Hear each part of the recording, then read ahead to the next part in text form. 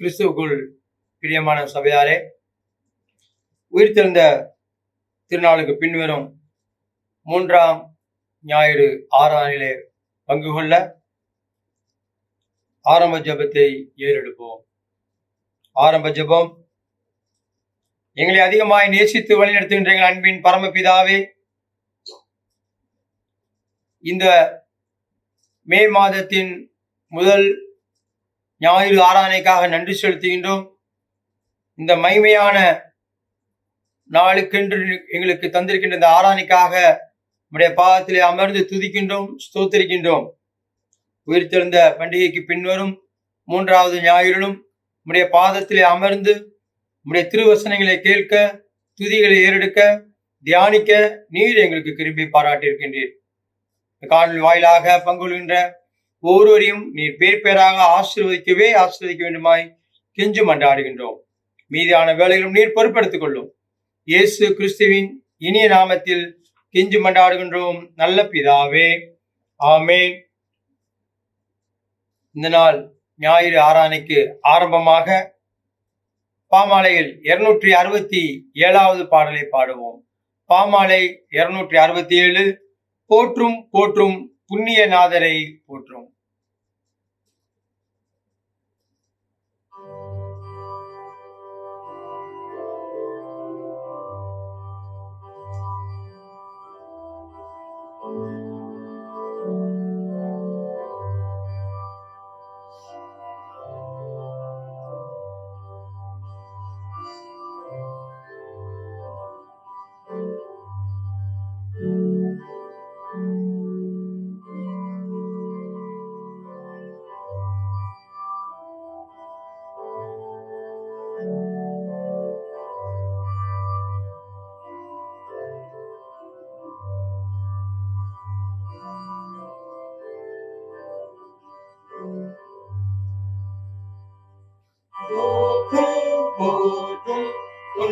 நாதரை போற்றும் கூடி பாடவும் இன்பமா நம சங்கீதனம் செய்ய மாதரும் வரும் அனந்தமா நேசமே கருத்தில் ஏந்துமாறு இயேசுநாத நம்மையும் ஆளுவார். போற்றும் போற்றும் தேவகுமாரனை போற்றும் பாதுகாப்பு மிகவும் போஷிப்பார். போற்றும் போற்றும் புண்ணிய நாதரை போற்றும் பாவம் போக்க பாரில் ஜென்மித்தார். ஓடிப்பட்டு பிரணத்தியானம் செய்து வாசலை தீரங்கால் மாக்காவில் சுத்திரம் வேண்டும் என்றும் வாழ்க வாழ்க ஜெயத்திரட்சகா நாதா மசனுகா பரஞ்சோதி கல்ல நாதா கருணை நாயகா. போற்றும் போற்றும் புண்ணிய நகரை போற்றும் வீணும் இசைந்து பாடவும். போற்றும் போற்றும் விபமகத்துவமாக ஆட்சி செய்வார் நித்திய காலமும். வேது ராஜா ஆட்சிமையோடு வாழ்ந்து இயேசு சுவாமி பூமியில் ஆளுமே. நிதியில் செங்கோலை ஓசி ஆளனும் பண்ணுமே. இன்றைய நாளுக்குரிய வேத பகுதிகளை வாசிக்க கேட்போம். லூக்கா 24ஆம் அதிகாரம் வசனங்கள் 13 ஒரு சில வசனங்களை வாசிக்க கேட்போம். லூக்கா 24 வசனங்கள் 13 அன்றைய தினமே அவர்கள் 2 பேர் எருசலேமுக்கு 7 அல்லது 8 மைல் தூரமான எம்மாவு என்னும் கிராமத்துக்கு போனார்கள். போகையில் இந்த வர்த்தமானங்கள் யாவையும் குறித்து அவர்கள் ஒருவரோடு ஒருவர் பேசிக் கொண்டார்கள். இப்படி அவர்கள் பேசி சம்பாஷித்துக் கொண்டிருக்கையில் இயேசு தாமே சேர்ந்து அவர்களுடனே கூட நடந்து போனார். ஜெபம் செய்வோம்.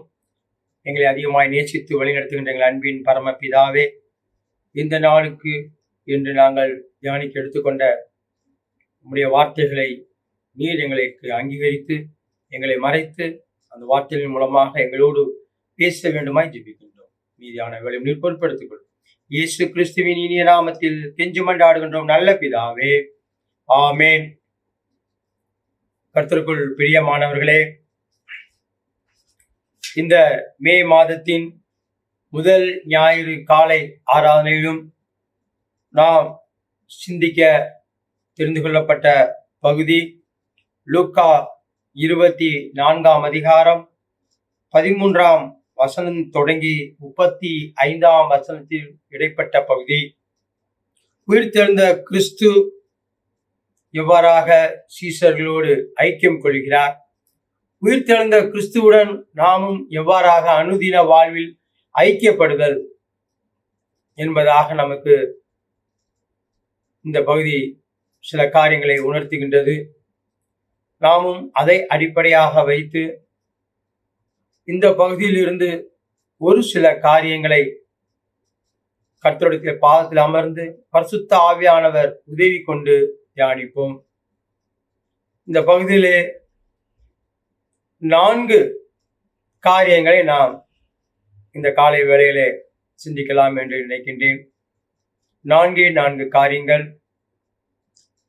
நீங்கள் வேதாகமத்தை எடுத்து லூக்கா 24ஆம் அதிகாரத்தை திருப்பி வைத்துக் கொள்ளுங்கள்.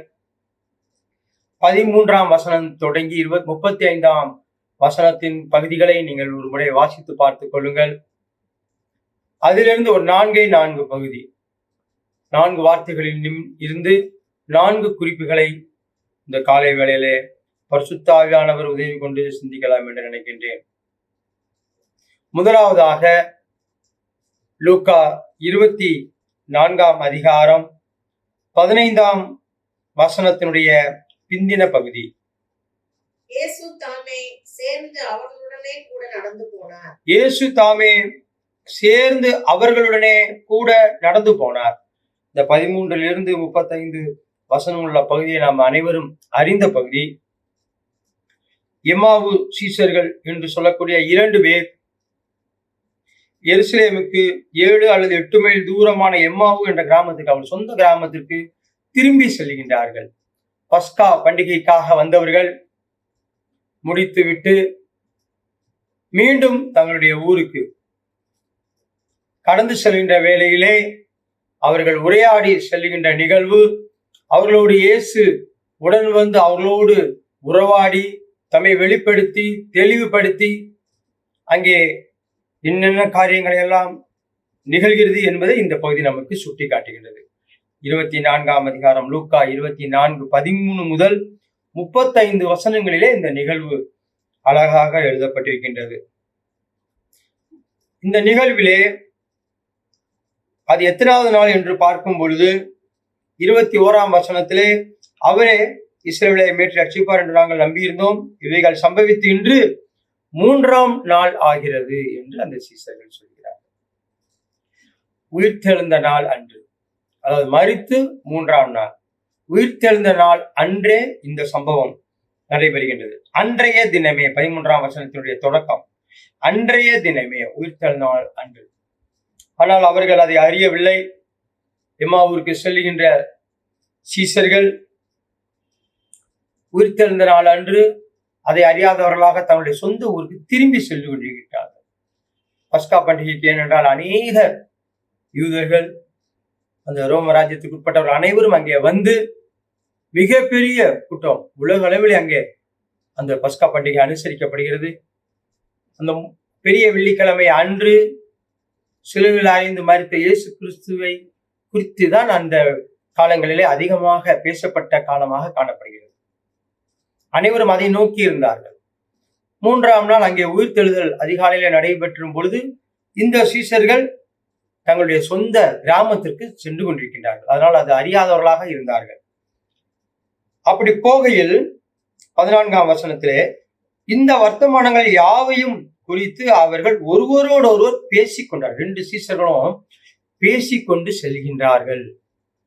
இவ்வாறாக ஆண்டவராய் இயேசு கிறிஸ்து சிலுவையிலே அடிக்கப்பட்டு மரித்து போய்விட்டார் என்று அந்த காரியங்களை குறித்து, கடந்த வாரங்களிலே நடைபெற்ற அந்த காரியங்களை நிகழ்வுகளை குறித்து, இந்த வர்த்தமானங்கள் யாவையும் குறித்து அவர்கள் பேசிக்கொண்டு சென்றார்கள்.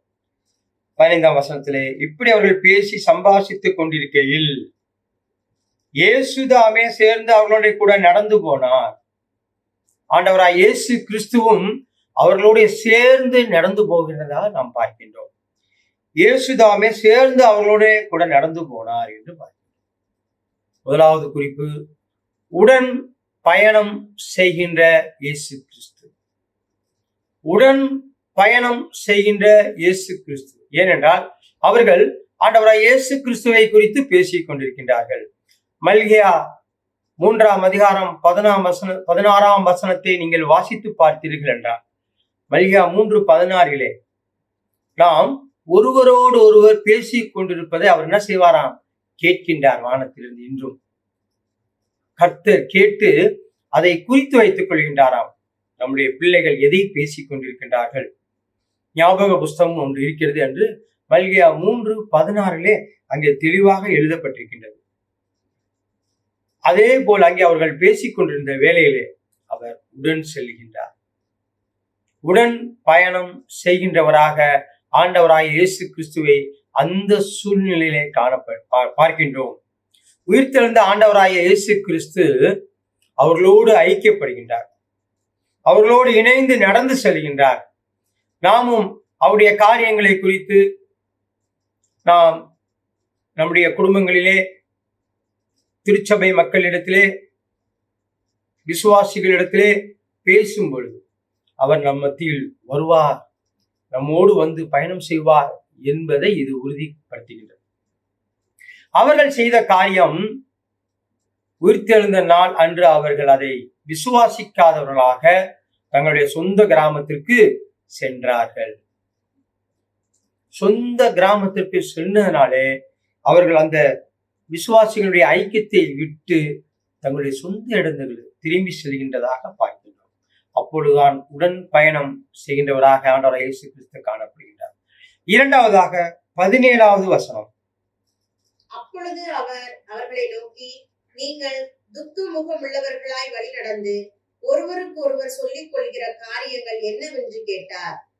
ஒருவருக்கொருவர் சொல்லிக் கொள்கிற காரியங்கள் என்னவென்று கேட்டார். உரையாடும் ஆண்டவராகிய இயேசு கிறிஸ்து அவர்களோடு பேசுகின்றார். முதலாவதாக அவர்களோடு நடந்து சென்றார், உடன் சென்றார். அதற்கு பிற்பாடு இரண்டாவதாக நாம் பார்க்கின்றோம், அவர்களோடு உரையாடலை துவங்குகின்றார். நீங்க என்ன பேசிக்கிட்டு இருக்கீங்க? காரணம், அவரை அவர்கள் அறியாதிருந்தார்கள். 16ஆம் வசனத்துல அவரை அறியாதபடிக்கு அவருடைய கண்கள் மறைக்கப்பட்டிருந்தது. அவருடைய கண்கள் மறைக்கப்பட்டிருந்தது. காரணம், அவர்கள் மிகவும் துக்கத்தோடு, சோர்வான இருதயத்தோடு, ஆண்டவராய் இயேசு கிறிஸ்து இவ்வாறு மரித்து விட்டாரே, அவரை நம்பி நாம் பின் சென்றோமே, அந்த 12 சீசர்களிலே இவர்கள் இல்லை, அதை தவிர்த்து அநேக சீசர்கள் இருந்தார்கள் என்று வேதம் சொல்கிறது. அதிலே இந்த 2 பேரும் அவர்களுக்கு சீசர்களாக காணப்பட்டார்கள். அவர்கள் கண்கள் மறைக்கப்பட்டிருக்கும் பொழுது அவர்கள் பேசி சென்ற காரியத்தை ஒன்றும் அறியாதவர் போல, ஆனால் அனைத்தையும் அறிந்த ஆண்டவராய் இயேசு கிறிஸ்து அவர்களோடு இடைபடுகின்றார், அவர்களோடு பேச்சு கொடுக்கின்றார். நீங்கள் துக்கம் உள்ளவர்களாய் வழி நடந்து ஒருவருக்கொரு சொல்லிக் கொள்கிற காரியங்கள் என்னவென்று அவர்களையே கேட்கின்றார். உரையாடுகின்ற இயேசு கிறிஸ்து. முதலாவதாக நான் சொன்னேன், உடன் பயணம் செய்கின்ற உயிர்த்தெழுந்த இயேசு கிறிஸ்து. இரண்டாவதாக அவர்கள் பேசிக்கொள்வதை கவனித்தவர். அவரை இன்னாரென்று அறியாதவர்களாக அவர் காணப்பட்டதினாலே, அவர் உயிர்த்தெழுந்த அந்த மகிமையின் சரீரத்திலே காணப்பட்டதினாலே, இரண்டாவதாக அவர்கள் துக்கம், சோர்வு போன்ற பல காரியங்களினாலே தொய்வுற்றிருந்ததினாலே அவர்கள் அவரை அறியாதிருந்தார்கள். அந்த வேளையிலே இரண்டாவதாக நாம் பார்க்கின்றோம், உரையாடுகின்ற உயிர்த்தெழுந்த இயேசு கிறிஸ்து. உரையாடி அன்றைய தினத்திலே அவர்களோடு ஐக்கியப்படுகின்றார். உயிர்த்தெழுந்த இயேசு கிறிஸ்து அவர்களோடு உரையாடி தன்னையும் ஈடுபடுத்திக் கொண்டு ஐக்கியப்படுகின்றார் என்று பார்க்கின்றோம். நாமும் அநேக வேளைகளிலே அவரை பற்றி குறித்து பேசும் பொழுது, அந்த பழைய காரியங்களை நாம் வேத வாக்கியங்களை தியானிக்கின்ற பொழுது நம்மோடு அவரும் வருகின்றார். நாம் துக்கப்படுகின்ற வேளையிலே, சோர்வுற்று காணப்படுகின்ற வேளையிலே நம்மை பார்த்தும் கேட்கின்றார், நீங்கள் ஏன் துக்க முகமுள்ளவர்களாய் வழி நடந்து செல்கின்றீர்கள் என்று நம்மோடு உரையாடுகின்ற உயிர்த்தெழுந்த ஆண்டவராய் இயேசு கிறிஸ்துவாக இன்றும் ஜீவிக்கிறார். பரிசுத்த ஆவியானவர் மூலமாக, வேதாகமத்தில் உள்ள வார்த்தைகளின் மூலமாக அவர் இன்றும் நம்மோடு பேசுகின்றவராக காணப்படுகின்றார். நாம் தான் அவருடைய சத்தத்திற்கு நேரம் தராமல், செவி மடுக்காமல், மெல்லிய சத்தத்தினாலே அவரை பேசுகின்ற வேளையிலும், இல்லாவிட்டால் தரிசனங்களினாலே நம்மளோடு இடைப்படும் பொழுதும், இல்லாவிட்டால் வேதத்தை வாசிக்கும் பொழுது நம்மோடு பேசுவார். வேதாகமத்தை திறந்து நாம் வாசிக்க, வேத காரியங்களை வாசித்து அதை குறித்து பேசும் பொழுது நம்மோடு வருகின்றார், நம்மோடு உரையாடுகின்றார், கேள்வி கேட்கின்றார் என்று அங்கே பார்க்கின்றோம். நீங்கள் பேசுகின்ற காரியம் என்னவென்று அங்கே அவர் விழுவதை பார்க்கின்றோம். அங்கே அவர்கள் என்ன சொல்கின்றார்கள்? 18ஆம் வசனத்துல, கிளியோப்பா என்ற அந்த ஒரு சிஷன், எருசலேமிலே நடந்தவைகளை அறியாதபடிக்கு நீர் அந்நியராக இருக்கிறீரோ? அவரை பார்த்து கேள்வி கேட்கின்றார்கள், அந்நியராக இருக்கிறீரோ?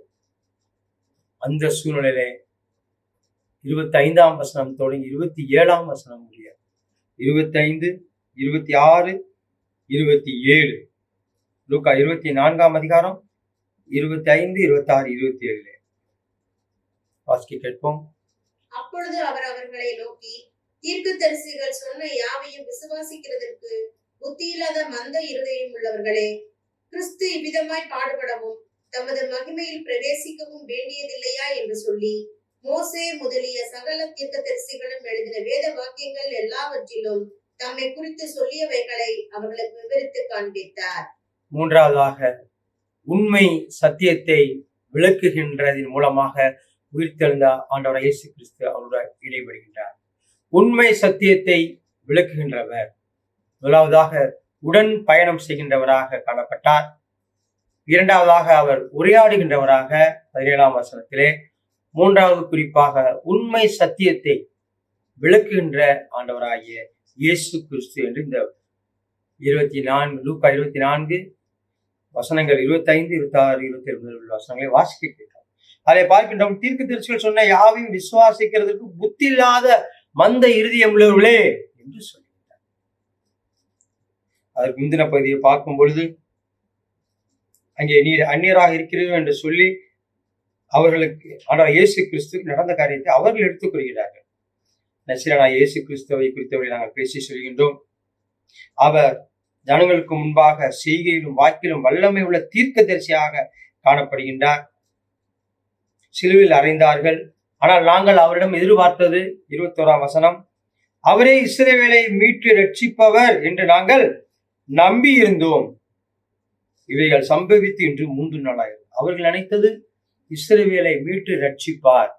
ஏனென்றால் பழைய ஏற்பாட்டு காலங்களிலே நாம் பார்க்கின்ற பொழுது அவரை இராணுவங்களின் தலைவர், அரசியல் தலைவர், ரோமர்களை அகற்றி இஸ்ரவேலரை மீட்டு அரசாங்கத்திலே அமர்வார், மிகப்பெரிய சாம்ராஜ்யம் அவரால் நிறுவப்படும் என்று அவர்கள் நினைத்திருந்தார்கள். ஏனென்றால் பழைய ஏற்பாட்டு காலங்கள் அனைத்திலும் அவர் அநேக இடங்களிலே அவ்வாறாக காட்சியளிப்பதாக வேதாகமம் தெளிவாக எடுத்துக்கொள்கிறது.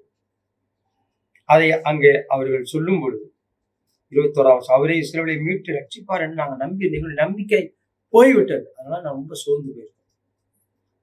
மிகவும் அதிருப்தி அடைந்தவர்களாக, அதைரியம் உடையவர்களாக, அங்கிருந்து மிக சோகத்தோடு துக்கம் உடையவர்களாக, துக்கம் முகம் உள்ளவர்களாக சென்றதற்கு காரணம், அவர்கள் இஸ்ரவேலை மீட்பார் என்று நாங்கள் நம்பியிருந்தோம்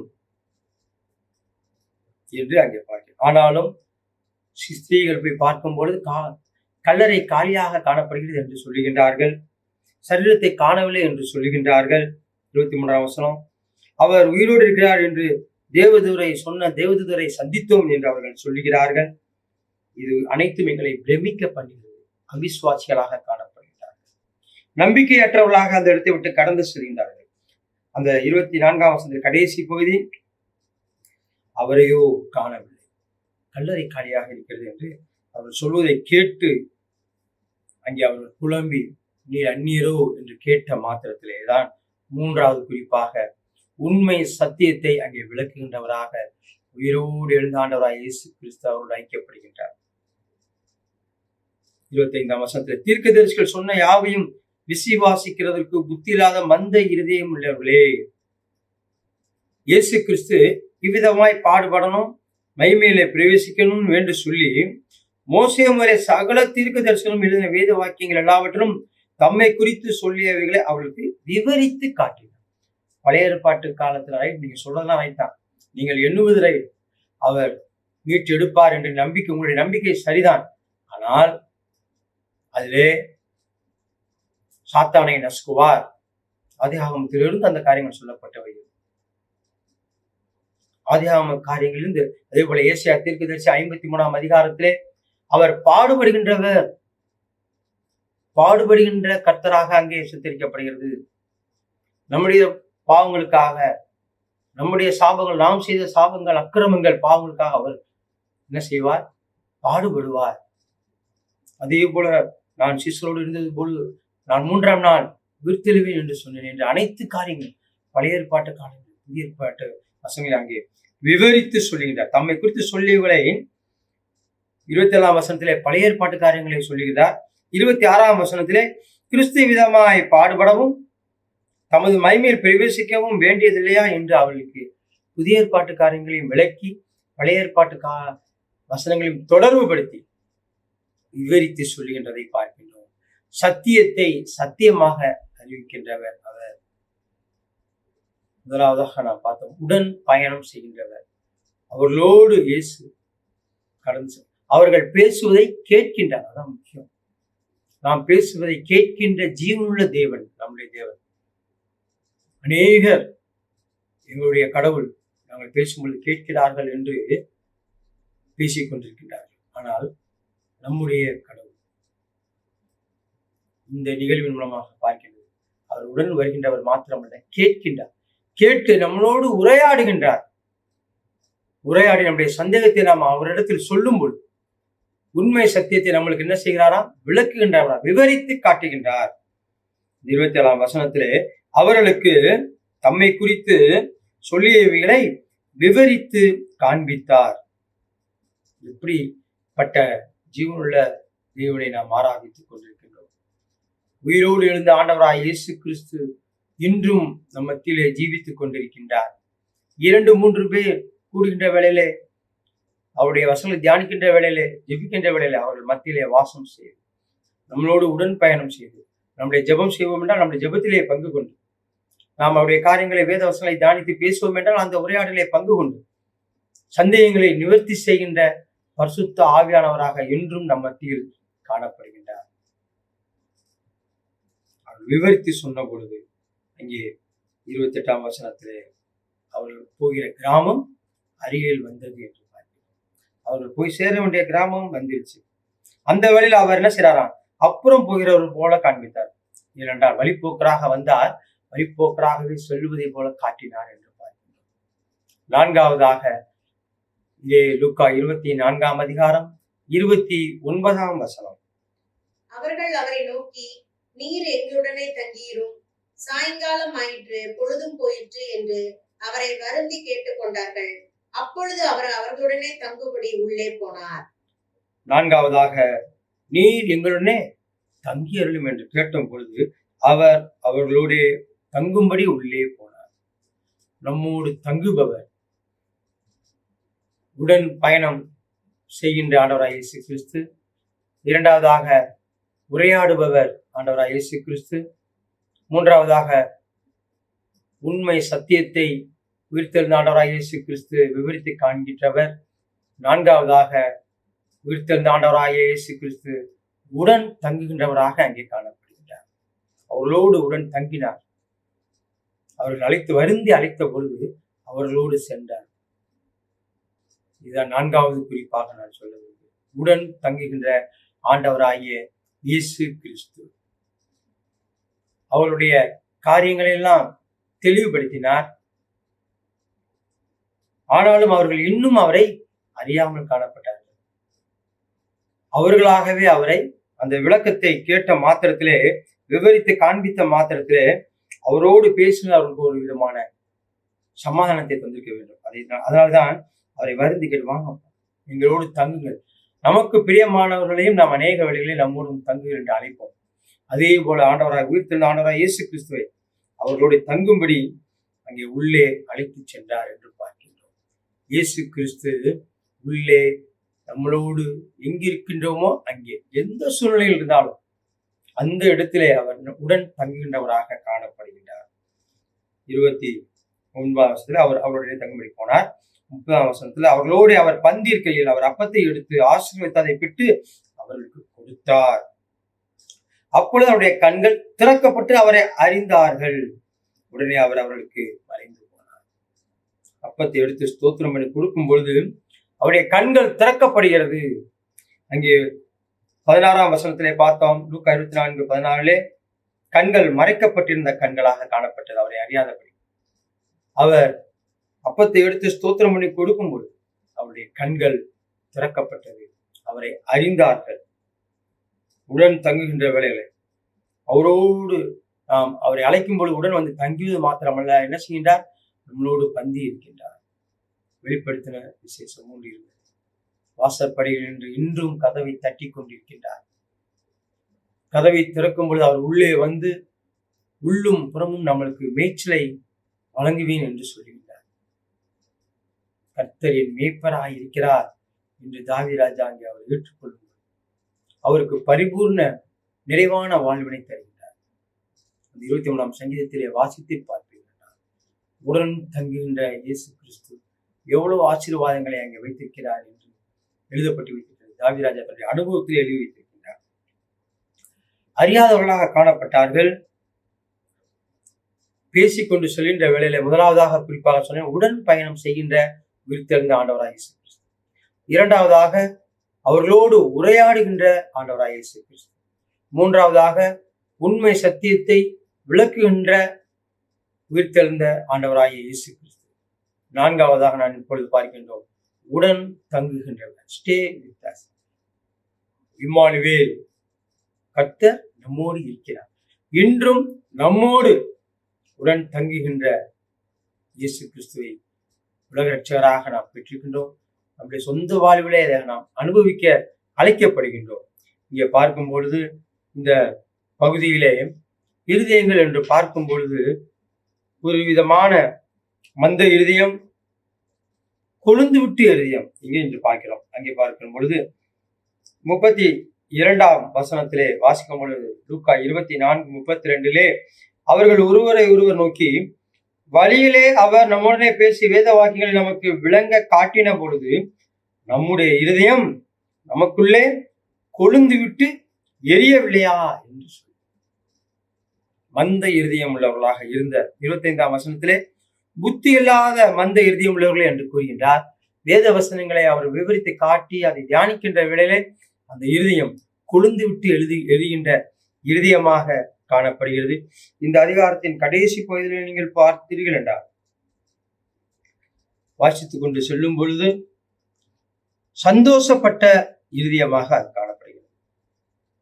சந்தோஷப்பட்ட சந்தேகம் நீங்கி கலங்கினவர்கள் சந்தோஷம் அடைகின்றார்கள். அவருடைய இருதயத்திலே ஒரு விதமான சந்தோஷம் ஆட்கொள்கின்றது, சமாதானத்தை வழங்குகின்றார். அங்கே அவர்கள் கடந்து மீண்டுமாக என்ன செய்கிறார்கள் என்றால், அந்த கொழுந்துவிட்டு எரியவில்லையா என்று சொல்லிக்கொண்டு 33ஆம் வசனம், அந்நேரமே எழுந்திருந்து எருசலேமுக்கு திரும்பி போய் 11 அவர்களோடு இருந்தவர்களும் கூடியிருந்ததை கண்டு அங்கே போய் சொல்லுகின்றார்கள். நாங்கள் செல்லும் பொழுது வராக நடைபெற்ற சொல்லுவதற்காக எருசலேமிலிருந்து எம்மாவு செல்கின்றார்கள், சொந்த ஊருக்கு. அவர்கள் சென்ற திசை எங்கே செல்ல வேண்டுமோ அதுக்கு எதிர் திசை. எருசலேமிலே காத்திருங்கள் என்று சொல்லுகிறார். அங்கே இல்லாமல் அவர்கள் எதிர்த்த திசையிலே அவர்கள் சென்ற திசை வேறுபாடான திசையாக காணப்பட்டது. அங்கே நீங்கள் வரைபடத்திலே பார்ப்பீர்கள் என்றால் எருசலேமிலிருந்து எம்மாவு கிராமத்திற்கு 7 அல்லது 8 மைல் தூரம் கிழக்கிலிருந்து மேற்காக செல்ல வேண்டும். மீண்டும் அந்த கிராமத்துக்கு வந்து விட்டார்கள் எம்மாவு. அங்கு திருப்பி எருசலேம் மேற்கிலிருந்து கிழக்காக மீண்டும் உடனே திரும்பி செல்கின்றார்கள். சென்று அங்கே சீசர்கள் கூடியிருக்கிறதை கண்டு கர்த்தர் மெய்யாகவே உயிர்த்தெழுந்து சீமோன் தரிசனம் அவர்கள் சொல்ல கேட்டு வழியில் நடந்தவைகளை 35ஆம் வசனம் வழியில் நடந்தவைகளை அவர் அப்பத்தை பிற்கையில் தாங்கள் அவரை அறிந்து கொண்டதையும் விவரித்து சொன்னார்கள். நாம் விசுவாசிகளின் ஐக்கியத்திலே காணப்படும் பொழுது நம்முடைய சந்தேகங்கள் நீக்கப்படுகிறது. இவளை யாரும் இல்லையா? கடவுளே நம்மளோடு உடன் வந்து வேத வாக்கியங்களை விவரித்து காட்டுகின்றவராக காணப்படுகின்றார். நாம் அதற்காக காத்திருக்க வேண்டும். நாம் செல்லுகின்ற பாதை கிறிஸ்துவின் பாதையா அல்லது அது எதிர் திசையை நோக்கி சென்று கொண்டிருக்கின்றோமா என்பதை நாம் பார்க்க வேண்டும். உயிர்த்தெழுந்த கிறிஸ்துவினாலே நாம் பெற்றுக்கொண்ட அனுபவம் ஐக்கியத்தை இங்கே 4 குறிப்புகளிலே பார்த்தோம். ஆண்டவராய் இயேசு கிறிஸ்து, உயிர்த்தெழுந்த இயேசு கிறிஸ்து நம்மோடும் ஐக்கியப்படுகின்றார். எப்படி ஐக்கியப்படுகின்றார்? உடன் பயணம் செய்கின்றவராக. எப்பொழுது உடன் பயணம் செய்வார்? அவரை குறித்து நாம் பேச வேண்டும். வேத வாக்கியங்களை குறித்து தியானிக்க வேண்டும். அப்பொழுது உடன் வருகின்றவராக காணப்படுகின்றார். இரண்டாவதாக உயிர்த்தெழுந்த இயேசு கிறிஸ்து உரையாடுபவராக நம்மோடு ஐக்கியப்படுகின்றார். மூன்றாவதாக உயிர்த்தெழுந்த இயேசு கிறிஸ்து உண்மை சத்தியத்தை விளக்குகின்றவராக நம்மோடு ஐக்கியப்படுகின்றார். நான்காவதாக உயிர்த்தெழுந்த ஆண்டவராய் இயேசு கிறிஸ்து நம்முடன் தங்குவதன் மூலமாக இன்னும் ஐக்கியத்தை பலப்படுத்துகின்றார். நான் உன்னை விட்டு விலகுவதும் இல்லை, உன்னை கைவிடுவதும் இல்லை என்று விசுவாசிகளின் ஐக்கியத்திலே நாம் காணப்பட வேண்டும். இந்த நாட்களிலே பொல்லாத நாட்களிலே நாம் கடந்து வந்து கொண்டிருக்கின்றோம். அதற்கேற்ற சூழ்நிலைகள் விளங்கிக் கொண்டிருக்கின்றது. வேதாகமத்தில் சொல்லப்பட்ட காரியங்கள் அனைத்தும் நடைபெற்றுக் கொண்டிருக்கின்றது. கர்த்தருடைய வருகை மிகவும் சமீபமாயிருக்கிறது. முதல் வருகையிலே கிருபையை கொண்டு வந்தவர் 2ஆம் வருகையிலே நியாயாதிபதியாக நீதிபரராக வர இருக்கின்றார். நாம் வரும் கோபத்திற்கு தப்பித்துக் கொள்ள ஆயத்தப்பட வேண்டும். காலத்தை பிரயோஜனப்படுத்திக் கொள்ள வேண்டும். எனவே இந்த காலை வேளையில் இந்த 4 குறிப்புகளின் மூலமாக கடவுள் நம்மோடு இடைப்பட்டார். அவருடைய பயணம் முதலாவதாக குழப்பமானதாக காணப்பட்டது. சோர்ந்து போய் காணப்பட்டார்கள். தெளிவை பெற்ற பொழுது சந்தோஷத்தை பெற்றார்கள். நாமனும் அதே அந்த ஐக்கியத்திற்குள்ளாக கடந்து செல்ல அழைக்கப்படுகின்றோம். வேத வார்த்தைகளை இந்த நாட்களிலே அதிக நேரம் செலவழித்து தியானித்து அவர் நம்மோடு இருக்கின்ற அந்த சொந்த பந்தத்தை விரும்புகிறதை போல அவருடைய ஐக்கியத்தையும் நாம் விரும்ப வேண்டும். அப்பொழுது நமக்கு உண்மையான சத்தியத்தை விளக்குவார். வேதத்தை வாசி தியானிக்கின்ற பொழுது நம்மோடு இருப்பார். நம்முடைய இல்லத்திலும் உள்ளத்திலும் அவர் இருந்து நாமே அவருடைய சபை என்று, நம்முடைய சரீரம் அவருடைய சபை என்று 1 கொரிந்தியரிலே கொரிந்து பட்டணத்திற்கு அழகாக பவுல் எழுதுகிறார். ஆவி ஆத்மா சரீரத்தை பரிசுத்தமாக காத்துக்கொள்ள வேண்டும் என்றார். உயிர்த்து எழுந்த ஆண்டவராய் இயேசு கிறிஸ்து நம்மோடு, நம்முடைய குடும்பத்தோடு, நம்முடைய திருச்சபையாரோடு, விசுவாச கூட்டத்தாரோடு ஐக்கியப்பட வேண்டும். கர்த்தர் தாமே இந்த திருவசனங்களை ஆசீர்வதி தருவாராக. ஆமேன். முடிவாக அனைவரும் சேர்ந்து நிறைவு ஜெபத்திலே பங்கு கொள்வோம். நிறைவு ஜெபம்.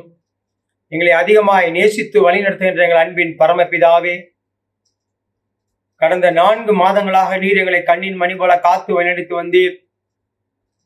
இந்த மே மாதம் முதல் வாரத்திலும் மகிமையான நாள் உயிர்த்தெழுந்த நாளிலே ஞாயிறு 6ஆம் நாளே பங்கு கொள்ள நீர் கிருபை பாராட்டியிருக்கின்றீர். அதற்காக நன்றி செலுத்துகின்றோம். இந்த நாளிலும் வேத வார்த்தைகளின் மூலமாக எங்களோடு இடைப்பட்டீர், எங்களை பலப்படுத்தியிருக்கின்றீர். அதற்காக நன்றி செலுத்துகின்றோம். அனுதின வாழ்வில் உயிர்த்தெழுந்த கிறிஸ்துவுடன் ஐக்கியப்படுதலை குறித்து லூக்கா 24ஆம் அதிகாரம் 13 - 35 வசனங்களில் உள்ள 4 குறிப்புகளை நாங்கள் தியானித்தோம். ஆண்டவர், முதலாவதாக உயிர்த்தெழுந்த ஆண்டவராய் இயேசு கிறிஸ்து உடன் பயணம் செய்கின்றவராக, இரண்டாவதாக உரையாடுபவராக, மூன்றாவதாக உண்மை சத்தியத்தை விளக்கி காட்டுகின்றவராக, நான்காவதாக எங்களோடு தங்குகின்றவராக காணப்படுகிறீர். உயிர்த்தெழுந்த ஆண்டவராய் இயேசு கிறிஸ்து பரிசுத்த ஆவியானவராக இன்றும் எங்களோடு இடைபடுகிறீர் என்பதை நாங்கள் தியானிக்க சிந்திக்க நீர் எங்களுக்கு உதவினீர். அந்த இருதயம் உள்ளவர்களாக நாங்கள் காணப்பட்டார். நீர் எங்களுக்கு இந்த வேத வாக்கியங்களை விவரித்து காட்டும் பொழுது கொழுந்து விட்டு எரிகின்ற இருதயமுள்ளவர்களாக அக்கினி அபிஷேகத்தினாலே எங்களை நிரப்பினதற்காக நன்றி செலுத்துகின்ற ஆண்டவரே, மீதியான நாட்களிலும் உடைய கட்டளை எங்களுடைய அனைத்து காரியங்களையும் ஒப்படைக்கின்றோம், உடைய பாதத்தில் வைக்கின்றோம். நீர் பொறுப்பெடுத்துக் கொள்ளும். இந்த ஆராதனையிலே பங்கு கொண்டிருக்கின்ற ஒவ்வொருவருக்கும் அதற்கேற்ற ஆசீர்வாதங்களை நீர் கட்டளையிட வேண்டுமாய் ஜெபிக்கின்றோம். நீர் சொல்ல ஆகும், கட்டளையிட நிற்கும் என்று வேதம் சொல்கிறது. அப்படிப்பட்ட ஆசீர்வாதங்களை நாங்கள் இந்த நாட்களிலே நிறைவாய் பெற்றுக்கொள்ள, இந்த நாட்களை நாங்கள் பிரயோஜனமான உள்ளவர்களாக நம்முடைய வேதத்தை வாசித்து தியானிக்கின்ற காரியங்களிலே எங்களுடைய நேரங்களை செலவழிக்க நீர் எங்களுக்கு உதவி புரியும். மீதானவர்கள் நீர் பொறுப்படுத்திக் கொள்ளும். இயேசு கிறிஸ்துவின் இனிய நாமத்தில் கெஞ்சி மன்றாடுகின்றோம் நல்ல பிதாவே, ஆமேன். கர்த்தருடைய ஜெபத்தை யாவரும் சேர்ந்து ஏறெடுப்போம். பரமளிக்கிற எங்கள் பிதாவே, உம்முடைய நாமம் பரிசுத்தப்படுவதாக, உம்முடைய ராஜ்யம் வருவதாக, உம்முடைய இஷ்டம் பரமத்திலே செய்யப்படுவது போல பூமியிலும் செய்யப்படுவதாக. அன்றல்ல எங்களை பற்றி எங்களுக்கு தாரும், எங்களுக்கு விரோதமாக குற்றம் சொல்ல நாங்கள் மன்னிக்கிறது போல எங்கள் குற்றங்களை எங்களுக்கு மன்னியும். எங்களை சோதனைக்குள் பிரவேசிக்க பண்ணாமல் தீமைகளை ரட்சித்துக் கொள்ளும். ராஜ்யமும் வல்லமையும் மகிமையும் என்றென்றைக்கும் உம்முடையவைகளே, ஆமேன். கர்த்தருடைய கருத்துக்கள் நம்மையும் நம்முடைய குடும்பத்தாரையும் அர்ப்பணிப்போம். எல்லா புத்திக்கும் மேலான தேவ சமாதானம் உங்களோட இருந்து நீங்கள் தேவனையும் அவருடைய குமாரனாய் நம்முடைய நாதர் இயேசு கிறிஸ்துவையும் பற்றிய அறிவிலும் அனுபவம் நிலைத்திருக்கும்படி உங்கள் இருதயத்தையும் சிந்தையும் காக்க கடவுது. பிதா, குமாரன், பரிசுத்த ஆவியுமாய சர்வ வல்லமை பொருந்தினுடைய ஆசீர்வாதம் உங்களுக்குள்ளே இருந்து எப்பொழுதும் உங்களுடைய நிலைத்திருக்க கடவுது. ஆமேன். என் ஆத்மாவே கர்த்தரை ஸ்தோத்ரி, என் முழு உள்ளமே பரிசுநாமத்தை ஸ்தோத்ரி. என் ஆத்மாவே கர்த்தரை ஸ்தோத்ரி, கர்த்தர் சகல பாரங்களையும் மறவாதே. ஆமேன். கர்த்தர் உங்களோடு இருப்பாராக. சமாதானத்தோட போய் வர கடவோம் நாமத்தினாலே. ஆமேன்.